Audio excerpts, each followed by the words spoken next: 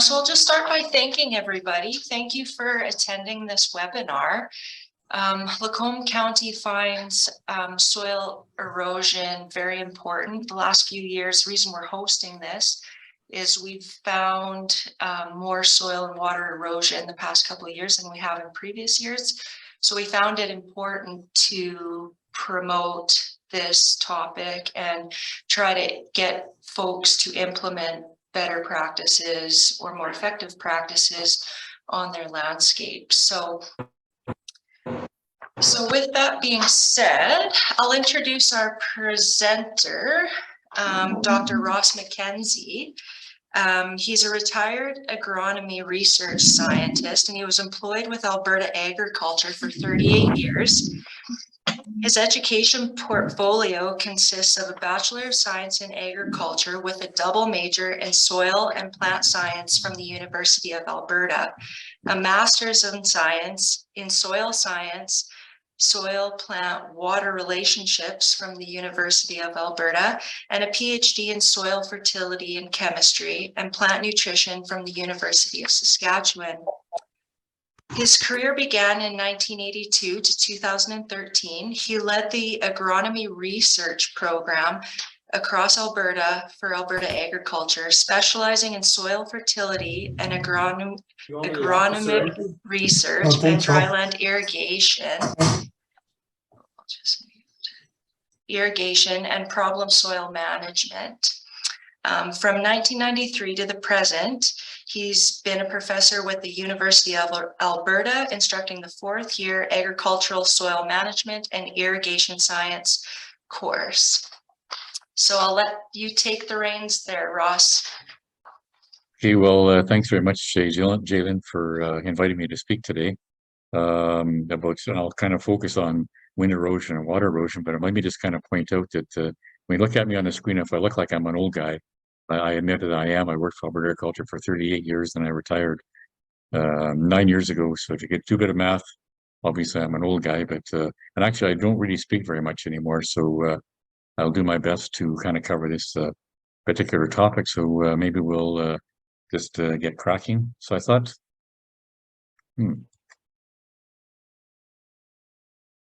it won't advance. It did when we did in our dry run, but it's not advancing now. Oh, there we go. So I guess it's working. So, but I thought we just maybe do a little bit of history first and just sort of back up a little bit when we talk about wind erosion. This picture was actually taken in my hometown of Lethbridge. This is on 4th Avenue, looking straight west down 4th Avenue towards the coulees and the Old Man River, and it's completely obscured by blowing soil. And this picture was taken in spring of 1938, a little bit before my time, but certainly wind erosion was quite a serious problem across southern Alberta and southern Saskatchewan. It's really kind of started in the 1920s, and it was really most severe in the 1930s.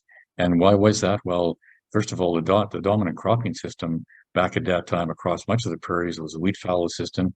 So about half of our land was always in summer fallow, half of it was cropped, and there was a very heavy reliance on cultivation. The fallow was cultivated at least 3 or 4 times to control weeds, and so we had sort of the perfect storm conditions. Back in the 1930s, we had bare soil, dry soil. That dry soil was cultivated, and then we had winds, and a lot of wind, and you add those factors together, and that just really resulted in a lot of very severe wind erosion across the southern prairies, back during the 1930s. That continued to be a problem through till about the 1980s. By the 1980s, things were in much better control, particularly on dry land, but not so much on irrigated land in southern Alberta. And I'll just kind of fast forward to, these are pictures I took when I was driving from south of Brooks to Lethbridge in May of this year. You can see the picture on the left here was an irrigated field. And actually I drove from a little community called Rainier, where my sister and her husband farmed, down to Lethbridge at late afternoon. And almost all of the cultivated fields that were also irrigated, that had been seeded, they were all blowing. It had been a very, very dry winter, a very dry spring, no rain, and cultivated, add that in with the cultivation of the irrigated land. just a lot of erosion. And even this just shows a picture of the highway, very, very obscured from blowing soil. Now, certainly you don't have those kind of conditions in the Lacombe area, but this goes to show that wind erosion, although we've done a lot of work over the last 40 years to bring it under control, it is still a bit of an issue. So when we look at wind erosion, really what is the concern? Well, wind erosion really physically removes the most fertile part of the soil. It's that lighter, less dense soil constituents. So that's organic matter and clays. Those are the two most nutrient-rich portions of the soil and very important part of the soil. They're the smallest fractions, and then they can be easily moved. So when topsoil is lost, really what happens is we start to lower the crop productivity. When we lower crop productivity, that also results in lower annual farm income as well. Now, one of the things, though, we've been very good at developing new crop varieties that are higher yielding, and we've gotten very good in the last 40 to 50 years with fertilizing at the right rates to increase production. So, using the good varieties with fertilization, we're kind of masking some of those negative effects of wind erosion. But the reality is that when we lose topsoil, that very valuable topsoil, we're losing productivity. So I thought I'd just show you this picture of the different soil zones across the prairies. This is the dark brown soil zone from Lethbridge east over to Moose Jaw. Then in here is the dark brown soil zone. And it's really those two zones where we saw most of the erosion, from the 1920s through to the 1970s. But even in the black soils, we see erosion, wind erosion occasionally, but not frequently. But I know that last year in 2001 in the black soils of southern Manitoba, very dry there, and they had a lot of wind erosion problems there too, which was not typical, but something we have to be quite aware of. So what's basically the causes of wind erosion? Really the main cause, or the primary cause, is limited protective crop residue or crop cover on the soil surface. And when we bring in cultivation, which buries that protective crop residue covering the soil, that just leaves the soil open to erosion. One of the other problems we've had for example, in southern Alberta, and actually across much of Alberta in 2001, we had very low growing season precipitation that resulted in poor yields, which also meant we had limited residue on the soil going into fall of 2001. And then after those fields were seeded in the spring of 2002 with limited residue, also still being dry over the winter, and into spring of 2022, this spring, we saw a lot of erosion on dry land, not because the farmers were doing a poor job, but the reality of the situation, poor precipitation, poor crop growth in 2001, and then we had more susceptible to erosion in the spring of this season. So we're really, sometimes it's nice to really kind of talk about just kind of the actual conditions for wind erosion. And usually one of the first things you have is a fairly smooth soil surface, and you have wind, and the wind starts to blow the larger particles along the surface of the soil, and those bump and hit smaller particles, then they become suspended and into the air and then come back down, strike more soil particles. So you have these larger and medium-sized soil particles creeping and blowing along, striking other particles. And really what happens is that then the light fraction, the organic matter and the clay particles become suspended in the air and actually blow. They can blow for literally several hundred miles and wind up in Saskatchewan. Silt particles will move further distances. Sandy grain, sandy sized particles, they'll tend to move, but then will be deposited on fence lines or field ditches or along roads, that kind of thing. So the sandy sized particles don't move as far, but the silt particles can move for several hundred miles suspended in the air. And just another picture kind of showing the same thing. The larger particles are creeping along the soil surface, banging into smaller particles. These medium-sized particles, it's actually called saltation. They're bouncing and rolling along, become suspended for a bit, then come crashing down onto the soil, and then eventually leading to the fine particles, the organic matter and clay particles becoming airborne. And that's really kind of very simply just how the process of wind erosion actually works. And typically we'll see it start at a focal point in a field. So an erodible area in a field will start to blow, and as those particles are moving along the soil surface, it tends to fan out, and the erosion tends to expand as it goes across the field. So we often have like this focal point where it'll start, and as it fans out, it just gets progressively worse and worse, and just becomes a multiplication factor of the further the particles are blowing, the more soil starts to move and gets airborne. So there's just an example of a focal point here, and also in this slide here. And what about the after effects of erosion? Well, along fence lines, this is where the sands and the silts tend to be deposited. The velocity wind will kind of get to reduced along fence lines or ditches or roads that get blow soil deposited. But like I said, the fine particles will blow for miles and miles and are long gone. And then we're left with surface soil conditions where we've lost a lot of the topsoil, and then we just have rocks and things like that to left behind, a much lower productivity type soil. And sometimes erosion can happen before we start seeding. Sometimes it'll be after seeding, after the fields are worked and seeded. The crops are germinating and emerging. When we get wind erosion at that point, which was very common in southern Alberta back in mid-May, we'll actually see those seedlings that have emerged just get literally sandblasted by that blowing soil, blows away some of the soil around the plant roots, exposing the roots, reduces seedling survival and growth. In some cases with canola, had to, the cotyledon leaves were blown right or just sandblasted right off. So reseeding was necessary. And then as a result, when you lose a lot of plants in the field, that's going to lower the plant stand, and as a result, lower crop yields. And then when some of these plants get sandblasted, that really causes a real physical stress and can actually induce greater potential on those injury spots, so where disease and pathogens can actually enter the plants and then cause further damage. This just shows some examples here and here where the fields have been eroded and the germinated seedlings have been severely sandblasted. So what can we do to prevent that? It's actually quite simple, just having good residue cover on the soil surface. And so most of the soils, if we have at least a 50% ground cover of flat residue on the soil, that will prevent wind erosion. So for cereal crops, this would be about 1,500 to 2,000 pounds of residue on the soil surface per acre. That'll give us enough protection that'll basically eliminate erosion.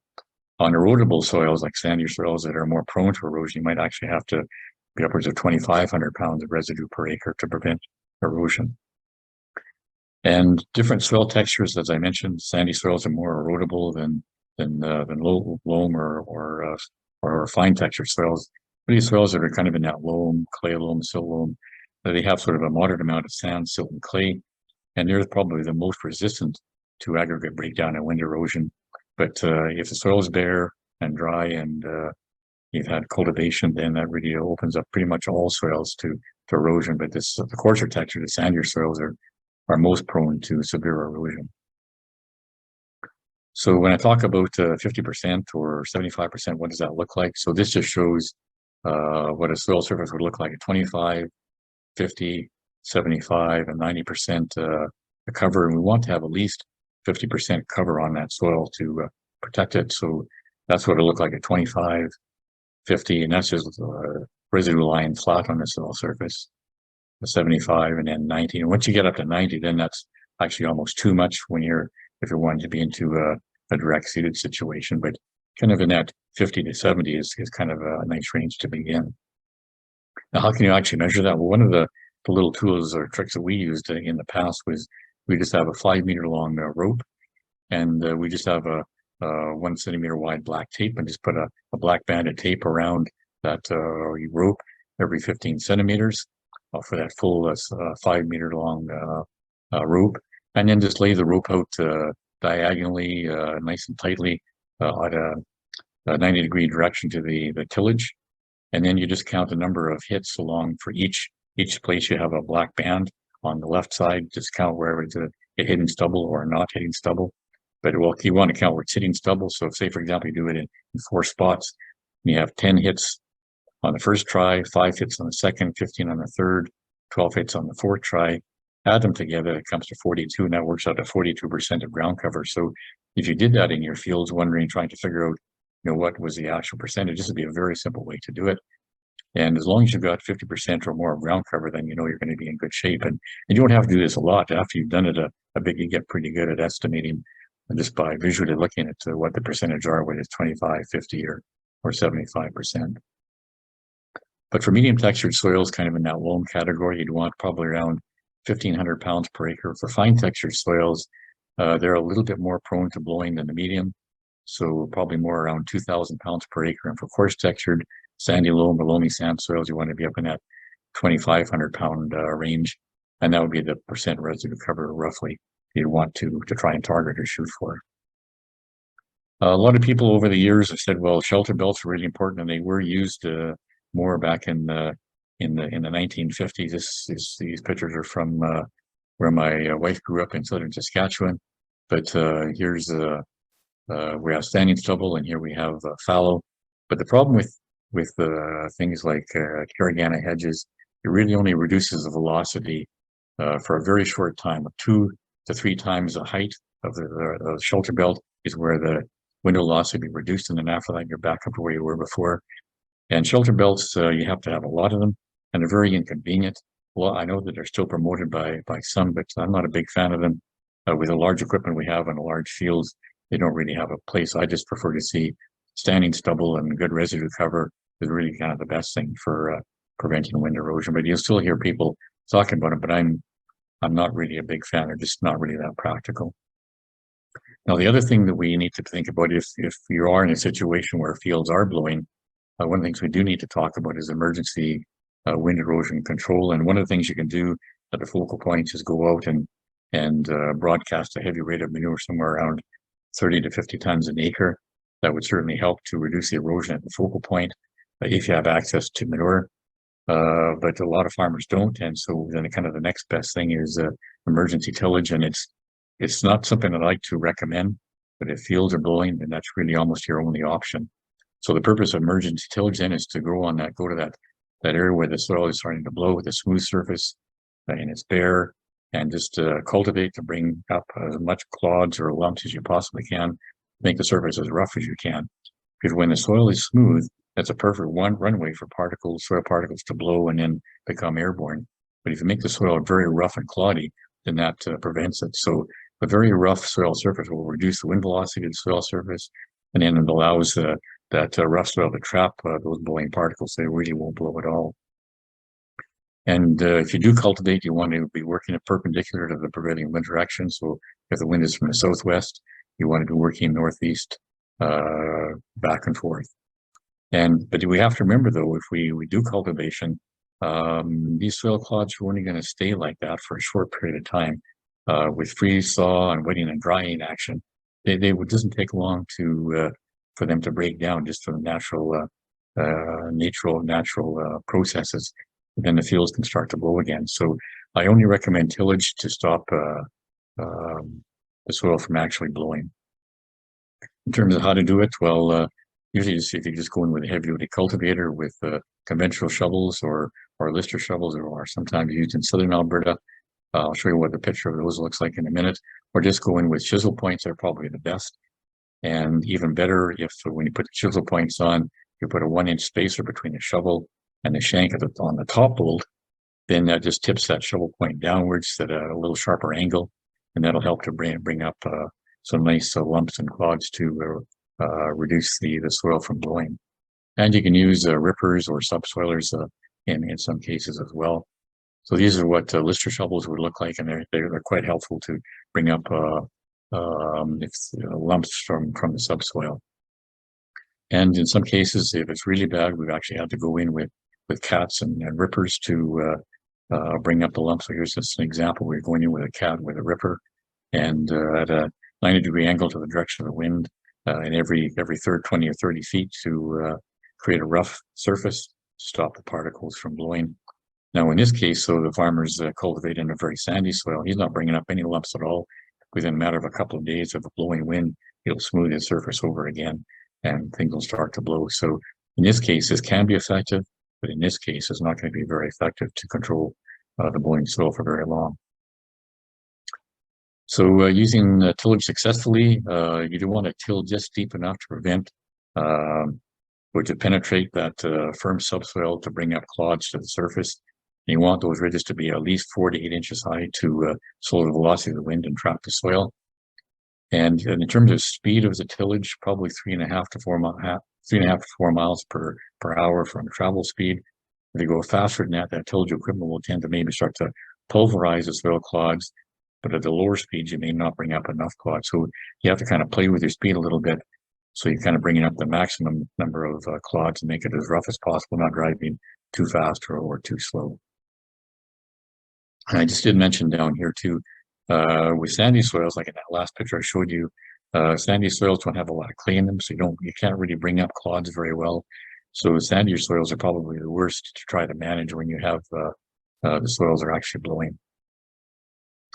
And I did mention I'm not really a big fan of tillage, and I don't like to recommend it. But if you kind of look at a typical soil profile, like kind of the topsoil, there's roots and root channels and earthworm channels, and there's all kinds of organic matter there. And that organic matter tends to help to bind the sand, silt, and clays particles together into nice granular or crumb structure. But when you cultivate, you start to break that nice soil structure up. You're displacing and breaking up the root channels and earthworm channels with primary and secondary tillage. And so, to be honest, I try to discourage tillages as much as possible. So when it comes to long-term wind erosion control, I try to encourage farmers that are conventionally tilling to shift more to a minimum tillage and zero tillage. Farmers in southern Alberta, dryland farmers, have done an extraordinarily good job moving to zero tillage. Probably 90% or more of our dryland in southern Alberta is direct seeded. But when it comes to irrigated land, I would say probably less than about 15% of our land is direct seeded. So not many irrigation farmers direct seed. And then we also have a lot of row crops that require cultivation, like sugar beets and potatoes, beans, things like that. So irrigation farmers have not done a great job adopting minimum or reduced tillage. And that's one of the reasons why we still, in dry springs, why we have significant soil erosion on our irrigated lands in southern Alberta. But for the Lacombe area, you typically have much better rainfall conditions, good crop yields, and so zero tillage is certainly an option, but sometimes you wind up with too much residue on a soil surface. So somewhere between minimum tillage and zero tillage is probably a place you want to actually be. This is what the surface of a conventionally tilled field would actually look like. We don't have a thatch layer, and we don't have any standing stubble. So here's a soil surface and the germinating plants, but there's no protection on the soil surface other than the germinating plants, and so there's really not much there to protect the soil. But if we go to a direct seeded situation, in this case, this is a narrow opener, like say for example a disc opener. We have a thatch layer on the soil surface, so we have a very nice thatch layer between where the seeds were placed. And also between the rows, we have standing stubble. So this really gives us very good thatch protection to protect the soil surface. So here's the soil here. We have a nice thatch layer to protect that soil. Plus we have standing stubble to also reduce the velocity of the wind at the surface of the soil too. So it's kind of really a best case situation from a soil conservation standpoint. And then if we look at direct seeding with a hoe type opener, for example, where we're putting the seed here and then slide banding the fertilizer down and away from the seed, we still have, a good thatch layer between the rows. And then we still have standing stubble between the rows as well, which is really, quite good. In this case, we probably disturb maybe 35% or 40% of the soil surface with a seeding operation. We still have the soil fairly well protected with that mulch layer and the standing stubble. So really, something like this is really the ideal way to go to prevent wind erosion by direct seeding your fields each year, if at all possible. So the objectives of no-till: really you want to minimize soil disturbance, maintain as much residue cover as possible. And by doing that, that's going to increase soil organic matter levels. If you can increase your soil organic matter levels, that's really the glue that binds soil particles together to improve soil structure. And then we have good soil structure and organic matter, especially with that thatch layer and soil surface. That's going to reduce moisture loss when we haven't tilled, and it's also going to result in, with that good granular structure with the soil and the mulch, is going to increase water infiltration. Seeds are less likely to germinate, and some of the benefits with the high cost of diesel, we're using less diesel fuel, and it's going to result in much greater protection of that soil from wind erosion. And in a few minutes, we'll be talking about water erosion. We'll talk about that as well. So those are the advantages of no-till, but we always have to look at all aspects. What are the disadvantages? Well, certainly if you have considerable trash, that's making seeding more difficult. And up in the Lacombe area, typically we have a lot more rain, much better yields.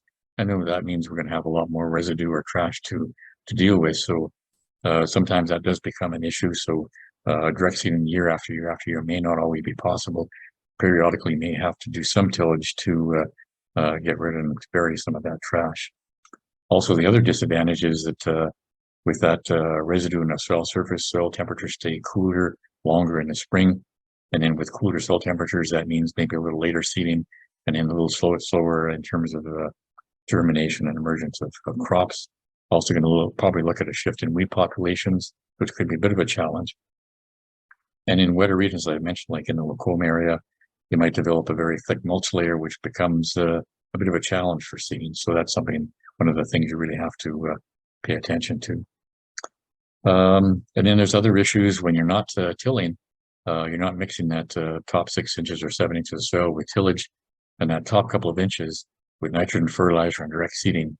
We're seeing quite a significant decline in surface soil pH. So there's other things going on that we have to be concerned about and be aware of as well. So if we can go to uniform planting and keeping standing stubble in a situation like this, that picture's kind of turned out kind of blurry. But if we can seed into standing stubble, that reduces the wind velocity and really gives good protection for our soils to prevent wind erosion. So just to kind of summarize then, kind of what I see are the important factors that reduce influence wind erosion: sparse or absent plant residue, loose, dry soil conditions, smooth soil surface that makes a perfect runway for soil particles to blow along the surface and become airborne. The larger the fields, the more potential for greater distances for soils to blow and become airborne, and strong winds. So the more of these factors you have, the more potential for wind erosion. But if we have good vegetation on the soil surface, that protects the soil from wind erosion just by reducing the velocity of the wind at the soil surface. When I say vegetation cover, that can be a growing crop, an actively growing crop, standing stubble, or crop residue, or a mulch layer right on the soil surface, or a combination of all of these. So that basically covers what I wanted to talk about in kind of in a nutshell in wind erosion. I have a lot more slides I could have included, but I just wanted to kind of give you the basic concepts. Now, if you're looking for more information, there's a number of publications we prepared over the years that were put onto the Alberta Agriculture website, called Roping the Web. Now, 2 years ago, the previous Minister of Agriculture changed that, and some of these are no longer on the website, but certainly go to the Alberta Agriculture website, and there's still some of this information. It's good if you're looking for more information. And at the end, I'll give you my email address. I'm an old retired guy, but if people have questions, I'm always more than happy to chat and maybe at least point you in the right directions for more information. So that's really all I'll cover on wind erosion. And I think what we'll do now is we'll maybe shift and we'll talk a little bit about water erosion. And water erosion can be driving rains where raindrops are hitting the soil surface and blowing soil particles apart.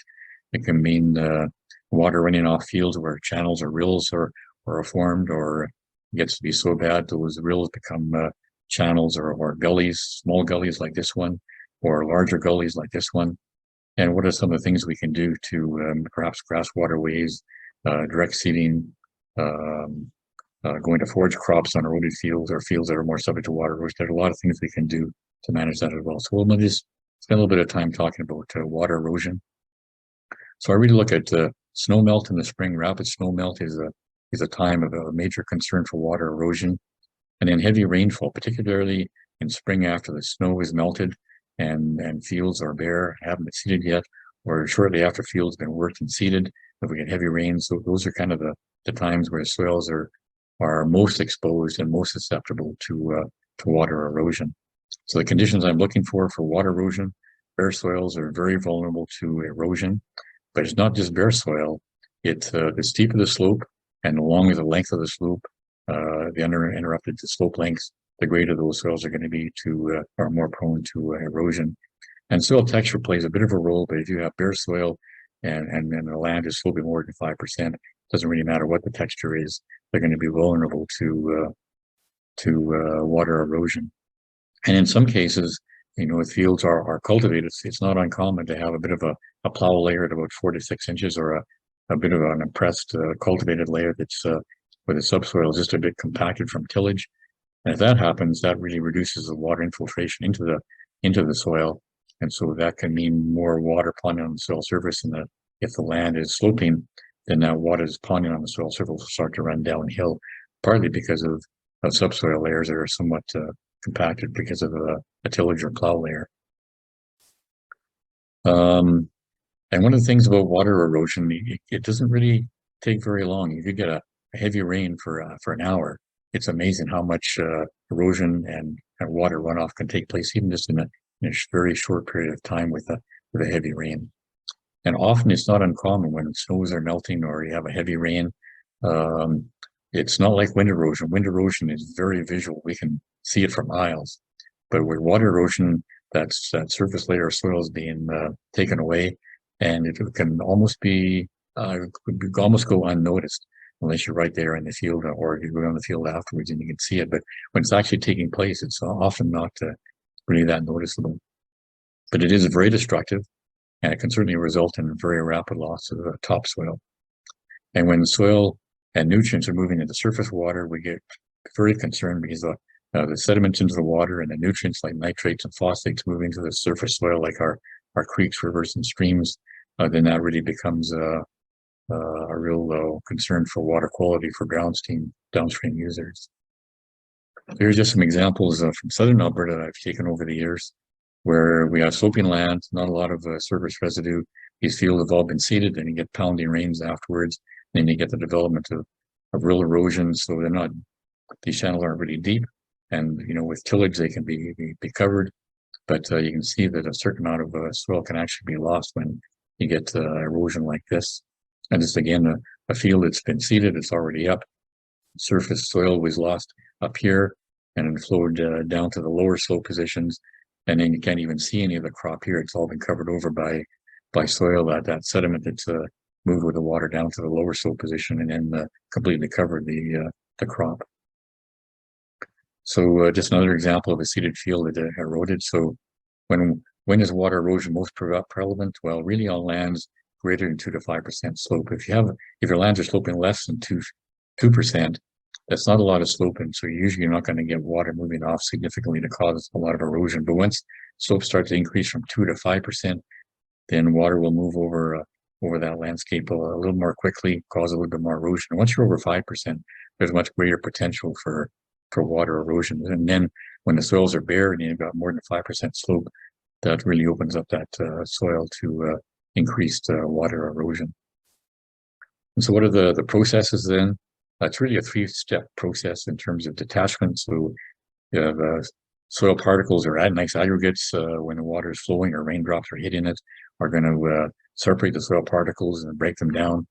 And then those particles, those clays and silt particles, will become suspended in the water. And as that water is moving down slope, it continues to cause detachment of other particles. They'll be floating, the organic matter will be floating in the water. Particles be rolling in the water, and they're going to be splashing, and a lot of cutting action by that soil, by the water on the soil.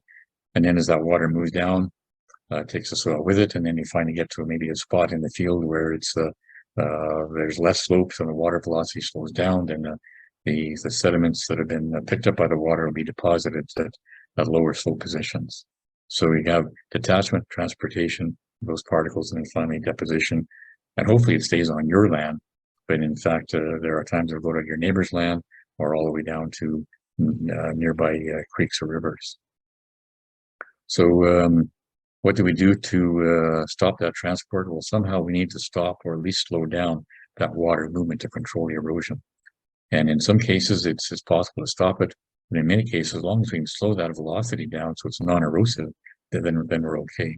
So how do we do that? Well, first, it really comes down to maintaining good residue and standing stubble, the surface residue to protect that soil, and standing stubble with the old roots to help to anchor that soil. That's very important. In some cases, establishing permanent grass cover on the areas where the water tends to run, so the grass waterways can be seeded to grass, or in fields that are quite rolling that are subject to erosion, actually establishing permanent cover with forage crops on those fields might be a wise thing. And in some cases, if you can possibly seed at a 90-degree angle to the direction of slope, that's wise. But oftentimes on hummocky land, that's just not possible. And we used to kind of, 30, 40 years ago, we talk about contour farming or contour on the angle, but with the size of our fields and our equipment these days, that's just really not very realistic anymore. So let's start off with raindrop erosion. Most people don't really realize that a falling raindrop accelerates until it actually reaches what is called a terminal or maximum velocity. And so large raindrops can come down at about 30 miles an hour. So when those large raindrops are coming down and they strike the bare soil at 30 miles an hour, they can be quite destructive. And so when that raindrop strikes the soil, that energy is transferred from the raindrops to the soil particles, causing them literally to blow apart. So the soil particles then become detached because of that rain. That destroys the granulation, and then that splash can cause a certain transportation of the splashing action. I'll show you a picture in a minute. But sometimes those splashes can cause those sort of soil particles to be thrown out, a foot or even 2 feet away from where the drop actually landed, and then those soil particles become suspended in the water and start to move down slope. So we just kind of look up here. If this water droplet is coming down at 30 kilometers an hour, hits the nice granulated soil, granular structured soil, it literally can start to blow those soil particles apart. So the sand, silts, and clays will start to break apart. And if the water's coming down fast enough or faster than the water infiltration rate of the soil, then those soil particles become suspended in the water and will start to move down slope and then cause further erosion. But if we can have a nice residue or mulch layer on the soil surface, then that raindrop, when it comes down, the energy is absorbed by the residue rather than breaking down soil particles. The energy is absorbed by the residue and protects the soil. Then that water can infiltrate into that nice granular structured soil. And it's just an example of kind of a slow motion shot of a water drop hitting the soil, and there's water kind of ponding on the soil surface, and it can just literally blow soil particles apart, and then those particles that become suspended in the water can actually be thrown, a foot or 2 feet away from where the raindrops actually land. It can be very, very destructive. So if the land is sloping and the splash effect can be greater in one direction or the other, and that'll help to start the erosion process. And sometimes if the rain is not coming down straight, it's coming with a driving wind, then that'll even increase the effect of that splash effect in terms of that water moving in one direction and causing increased erosion. So what's the role of the running water or flowing water? Flowing water transports those soil particles that have been detached by the splash effect. That water runoff plays a major part in just the transportation. So as that water is running off, that's really how the particles are transported. And the rate of, typically if the rainfall is exceeding the water infiltrate of the soil, then we're going to see water ponding on the surface. And then that water runoff will really take place. I can't actually, because of some of the stuff on the slide here, I can't actually see what the bottom says, but the water will pond on the soil surface, and then the greater the slope, then the water will start flowing downhill. So in terms of the power of the flowing water, well, if the water is flowing slowly and smoothly, it's not going to really have much erosion effect and causing detachment of soil. So really what we want to do is just have that water flowing very slowly and smoothly. But if the water's flowing a little bit more quickly, then we're going to get rills, channels, and gullies forming. And the more water we have, the greater the velocity. The more water we have, the greater the turbulence. So the combination of the turbulence and the velocity can really lead to greater erosion in those rill or channels, leading to greater erosion. So we can really divide water erosion up. Once you've had the right splash erosion, we can kind of divide that up into sheet, rill, or what do we call channel or gully erosion. So sheet erosion is just really where there's kind of a uniform removal of a thin layer of soil by you get the raindrop erosion, and then the water starts to flow slowly over land, taking soil particles with it. And it can be actually a very effective erosion process. It can cover a large area in the field on gently sloping land, and it's actually almost even kind of hard to see it taking place, but then you can go over and see the after effects. But in southern Alberta, you can really see the sheet erosion by looking at soil deposition in the lower slopes. But our surface soil is typically we have about 6 inches of topsoil. So we'll see the subsoil be the topsoil be stripped away, and then you see the lighter colored subsoil. That's not really the case in the Lacombe area. Typically, your topsoil is anywhere from 8 to 12 inches deep. So if you lose an inch or two, you're not going to really notice that particular characteristic. But if sheet erosion is left unattended and happens once every couple of years, over a period of many years, that sheet erosion can really result in a lot of nutrient and organic matter removal and cause the soil to become less productive. So that's just a picture of corn from the US. I didn't have a good picture of sheet erosion, but where the whole field is, you're just losing a thin layer of soil off that whole field and just moving. And you can still see channels here, but it's a relatively uniform removal of the surface soil. So the next one we'll talk about is rill.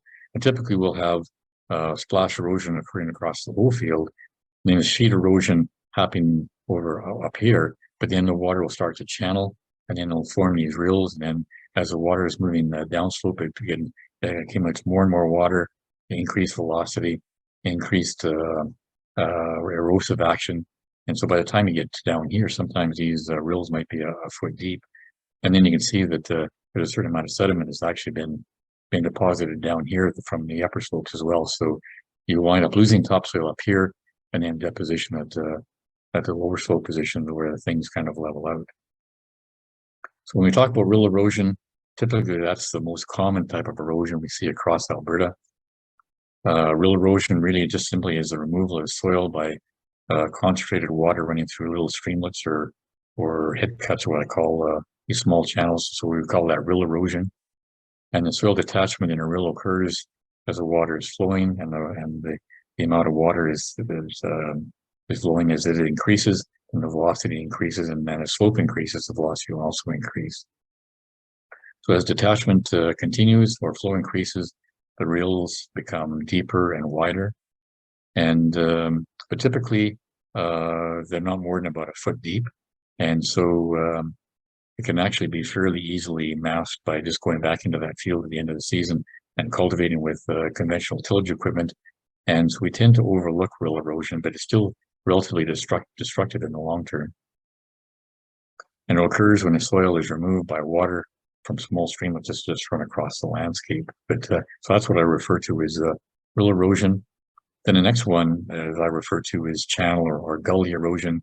So it's basically just a further progression of rill erosion, but instead of being less than these channels being less than a foot deep, then they can be 2 or 3 feet deep, or in some cases, you have almost formation of small coulees. And some of these gullies can become 10 or 15 feet deep when over a period of many years with erosion year after year. So classic gullies are just in an advanced stage of rill or channel erosion. They're formed when the rill or channel development has progressed to the point where the gully is too wide and too deep to be tilled across. So that's kind of how I differentiate between them. A rill you can still cultivate across with conventional farm equipment, but once it gets to be too deep, then I refer that to gully erosion in it, just because you really no longer can go through it with conventional equipment. So gullies can carry a large amount of water after rains, and typically downslope where the slope levels off, and that's where the sediments will be deposited, or in some cases they'll continue to move downstream or into streams or into rivers. They can certainly cause significant disfigurement of the soil and the landscape, and literally make those areas unsuitable for crop production. So what to do with gullies? Really, if they're small enough, I would say gullies could be filled in and then shaped to allow smooth water flow, slow them back to grass, and then just leave them undisturbed. So basically what you're doing is just creating a grass waterway. So every year after heavy rain or a small snow melt in the spring, the water can flow along that grass waterway and not cause erosion, because that grass can be quite effective at preventing erosion. When the gully erosion is too actively checked by just the natural grass waterway, sometimes you have to go to more extensive treatment, and I'll talk about that in a few minutes. That could even mean having to construct ditches with drop structures and that kind of thing. And most agronomists just don't have the experience to know how to design that kind of thing. So just to review then, for when it comes to water erosion, we have rain or splash erosion. So the rain causes a splash erosion where the raindrops fall on unproductive soil, and then that impacts the soil particles to be broken down and creates a bit of a crater, and then causes those soil particles to be suspended to flow downslope. And sheet erosion is kind of a uniform thin layer of topsoil removal by water running over the soil surface, kind of fairly uniformly, and then fairly uniformly eroding the soil. Rill erosion, as I mentioned, is the most common. Just caused by water runoff in small concentrated channels that we call rills, and we can fill those in by cultivation. And then gully or channel erosion, the gullies are too deep to be removed by normal cultivation with ordinary farm equipment. And then as the gully gets widens and gets deeper, it just becomes more difficult to manage those, and then you gotta go through to a certain amount of work to create channels that there are with grass waterways and that kind of thing. So protecting soil from erosion, what can we do? Well, the biggest thing is really the same as wind erosion. If we can have cover to protect the soil, that's the first most important thing we can do. So growing plants or crop residue on the soil surface. When I say crop residue, standing stubble and mulch, and growing plants, having well-established plants to hold the soil. In some cases, those growing plants might actually be better to be grass, like hay fields. When you have fields that erode year after year, rather than growing annual crops, you might be better off to grow perennial crops like grass or alfalfa. And then that really will provide good protection from the soil, from the erosive power of the flowing water and the raindrop erosion. So really, for annual crops, I prefer to see minimum or no-till farming methods used to maintain as much protective cover on that soil. That'll go a long ways to reducing erosion. And fields that are tend to erode every year, maybe going to establishment of perennial crops. So that just shows, that's actually not very clear, but it shows snow melt and water running off the field. But if we can go to fields that are more prone to erosion in the spring, to snow melt that are more steeply sloped, going to putting those areas into hay production, a permanent crop might be the best answer. Or in this case, on lands that are hummocky, quite rolling, that are more prone to erosion, but keeping those in hay production might be a wise thing to consider. So using forages then to protect soils, forage crops. I'm a big fan of forage crops, and they're very useful in many conservation farming systems. And so grow on poorer soils, steeper slopes that are not suitable for other crops. They're great to build organic matter and improve soil quality. And then those perennial crops will protect the soil from erosion, and those fibrous roots will help to hold the soil in place. So the result, forage crops provide good protection, and it can improve soil quality by the addition of organic matter and improving soil quality and structure. So grass waterways, when you have rill and gully erosions, can certainly be quite effective to protect the soil from the erosive forces of flowing water. So really what you want to do is collect and concentrate that runoff flow on a grass waterway, and then that waterway will absorb that destructive energy and prevent the formation of rills or gullies. But the grass waterways have to be properly designed and developed. So you want to have sufficient channel capacity. So you might want to, if you're going to be doing it on your own farm, you might want to be working with an agronomist that has some sort of ag engineering background and soils background to figure out what would be sort of the amount of water to be flowing off there. So what's the amount of water? Is it 2 cubic feet or 3 or 4 cubic feet per second that might be flowing in that channel, and then properly design that channel, and then also make sure that when you're designing it, it's going to be flowing at a non-erosive slope or velocity. So ideally, you'd want that grass waterway to have a slope of less than 2%. In places, if it's up to 4%, that'd be okay, but 4% is getting to be a bit much, and you might want to start trying to look at drop structures or something like that if you had steeper slopes. And the nice thing about the grass is you want to make sure that you have hardy grasses that are in the mix, dense, and that are very adaptable to your area. And this is an example. I actually got this picture from Ontario, but I didn't have a good one myself. But this just shows where this area typically would erode. So they've actually got our grass waterway here, and it's wide enough. It's kind of disc-shaped, so it can handle any water that flows, and it's broad enough as the water is flowing, it becomes more spread out. So it's going to reduce the velocity, and you're not going to have a channel forming. It's fairly broad. The water would just move down this grass waterway at a non-erosive velocity and not cause any erosion. Just some other pictures of grass waterways. And again, if you have areas that are eroding, like in channels or gullies every year, you might want to consider just seeding them, shaping and smoothing those gullies out and putting them into grass to prevent continuous erosion year after year. So I think that I basically covered all of these points. Construct with the uniform grades to gradually carry the water downslope in a flat or disc-shaped bottoms in the waterways, that spread the water out, slow down the velocity, and then the vegetation the channel can slow that flow down, so it's not going to have any cutting action. So just an example of a bit of a gully.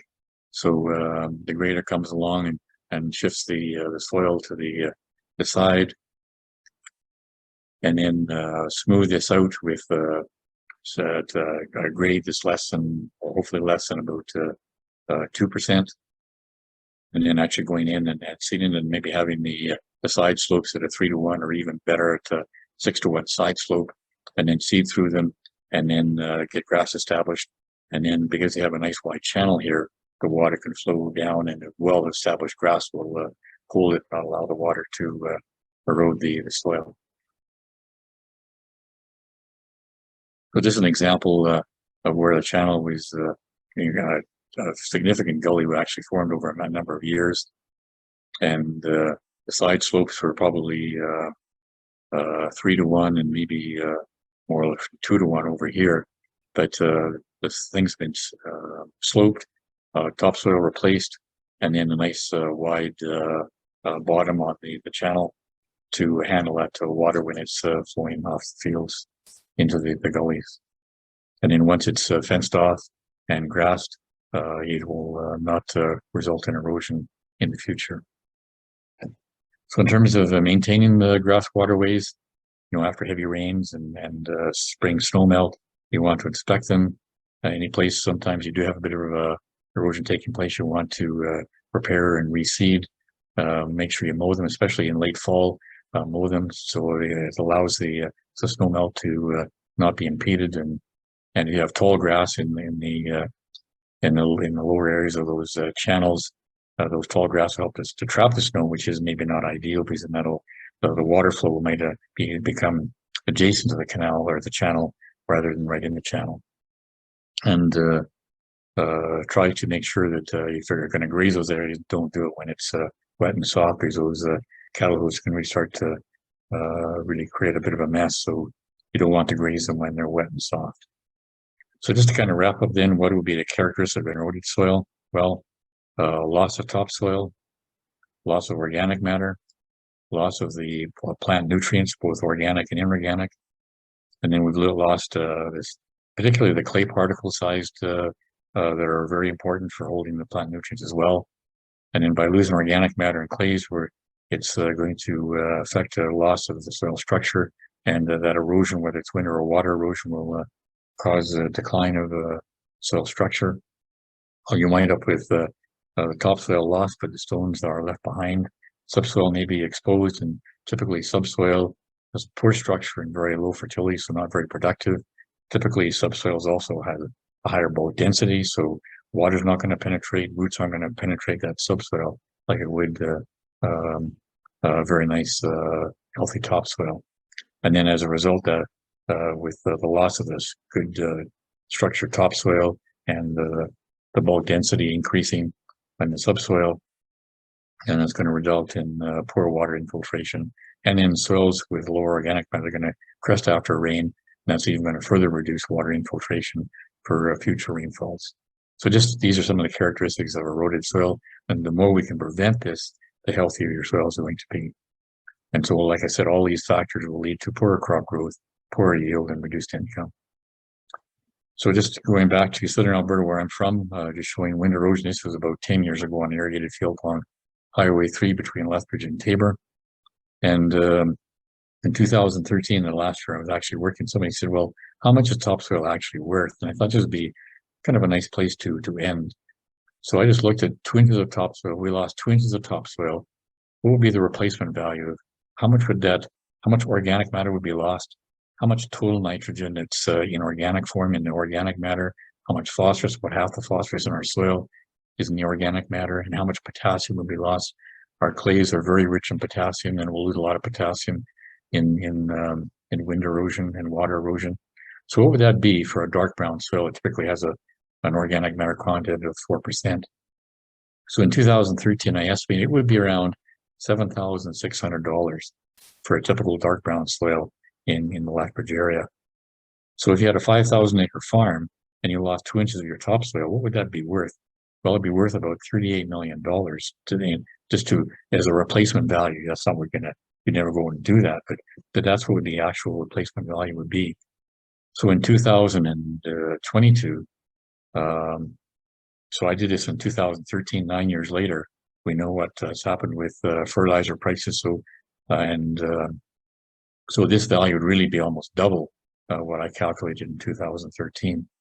So we kind of stop and think of what an inch or 2 inches of topsoil will be. It has huge value, and so we really want to conserve our topsoil as much as possible. So when you see soil being lost from your farm, think of it in terms of dollars, in terms of lost nutrient and organic matter and lost health. So just to kind of summarize then, really in my mind, the best way to control wind erosion and water erosion, the starting point is really to maintain good protective cover over the soil with good residue and standing stubble, and that'll protect the soil surface throughout the year. So that's kind of the point that I'll kind of leave you with. And so that's it. And people wonder, what is my title? My title is just an old retired guy. That's all I do now, is I'm just an old retired guy. But if you ever have any questions, I don't use Twitter a lot, but Ross Mackenzie AG is you can direct message me at that site, or my email address is Ross Mackenzie, all one word, @shaw.ca. So if you ever have any questions, feel free to contact me. The sad news is that Alberta Agriculture no longer has anybody who specializes in soil conservation or in soils work at all. So unfortunately, there's nobody you can go to in Alberta Agriculture for any help. And but certainly talk to your if you're working with private agronomists, feel free to talk to them. But if you ever have questions, I'm always happy to chat. And the price is right. I don't charge anything unless you're driving through Lethbridge. You can buy me coffee. So that's it for me. I think I've used up my hour, so I'll turn it back to Jaylene, and if there's any questions, and if not, feel free to contact me down the road. Perfect. Thank you so much, Ross. You may be retired, but you are still a wealth of knowledge, and we appreciate that. Sometimes I think my Alzheimer's is kind of kicking in, and I can't remember as much as I used to, but that's as good as it gets for today. Yes. So, and me listening to your presentation, the problems they've had in the south with this erosion we're seeing here now, whether it's because we're having the climate change, really volatile weather, hard rains, lack of trees, which causes more wind erosion. We're actually in Central Alberta, we're going to have to start adapting and looking back at these practices now. And the viewers, some may have heard of these, some this might be new knowledge, but it's a good either way. It's a good refresher to think back to these practices and be like, you know, maybe given the circumstances, maybe I need to go back to these practices, or maybe I need to a refresh. So yeah, it's a great presentation. Does anyone have any questions for Ross? No? Well, if nobody has any questions, I will make one comment. Like the Lacombe, the Ag Canada site at Lacombe has a weather station. It's been there for over 100 years. So there's 100 years of weather records. And when you look from 1950 to now, the growing season has actually increased by about 4 weeks. So when we talk about climate change, it actually has been very slowly changing. But the climate that we had in 1950 is very different the climate we have now 70 years later.